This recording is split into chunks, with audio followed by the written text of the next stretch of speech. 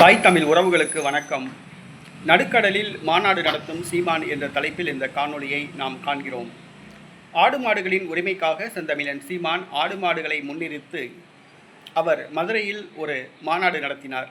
அடுத்ததாக மரங்களுக்காக மரங்கள் நடுவில் செந்தமிழன் சீமான் மாநாடு நடத்துகிறார். அதே போன்று சமீப காலமாக அல்ல, பல வருடங்களாக சிங்கள இராணுவத்தால் தமிழக மீனவர்கள் நடுக்கடலில் சுட்டு வீழ்த்தப்படுகிறார்கள்.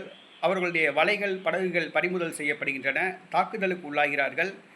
கைது செய்யப்பட்டு இலங்கை சிறையிலே கொடுமைப்படுத்தப்படுகிறார்கள். பல்வேறு இன்னல்களை அனுபவித்து வருகிறார்கள். ஆனால் தமிழக அரசோ மத்திய அரசோ கண்டுகொள்ளவில்லை. இந்திய கடலோர காவல் படை தமிழக மீனவர்களுக்கு பாதுகாப்பு தரவில்லை. இந்த சூழ்நிலையில் செந்தமிழன் சீமான் அவர்கள் மீனவர் உரிமைக்காக சமீபத்தில் ராமேஸ்வரத்தில் ஒரு ஆர்ப்பாட்டம் நடத்தினார்.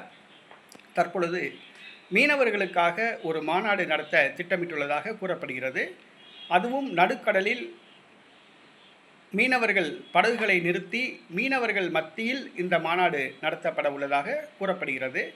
இதற்கான ஏற்பாடுகளை நாம் தமிழர் கட்சி ஏற்பாடு செய்வதாக கூறப்படுகிறது. நடுக்கடலில் மீனவர்களுக்காக சீமான் மாநாடு நடத்துகிறார். கேலி பண்ணுபவர்கள் கேலி கிண்டல் பண்ணத்தான் செய்வார்கள். ஆனால் மீனவர்களின் உரிமைக்காக செந்தமிழன் சீமான் தொடர்ந்து குரல் கொடுப்பார்.